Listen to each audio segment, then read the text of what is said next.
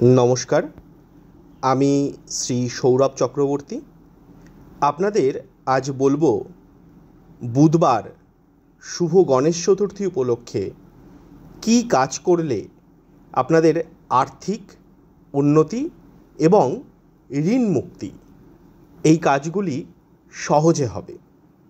এই বুধবার অর্থাৎ গণেশ চতুর্থীর পূর্ণ লগ্নে আপনাদের বাড়িতে যে গণেশ দেবতার ছবি রয়েছে বা মূর্তি রয়েছে তাতে গণেশ দেবতার পুজো করুন এবং 108টি দূর্বা, 28টি আতপ চাল, একটি জবা ফুল, একটি বেলপাতা দিয়ে গণেশ দেবতাকে অর্ঘ্য নিবেদন করুন।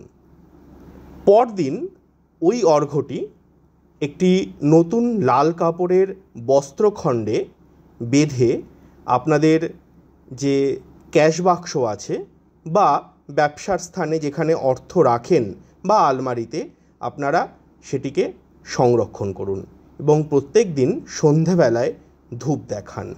এইভাবে এই প্রক্রিয়াটি করতে পারলে আপনাদের নিশ্চিত রূপে আর্থিক উন্নতি ঘটবে এবং খুব বড় ঋণের বোঝাও কমবে। ধন্যবাদ সকলকে।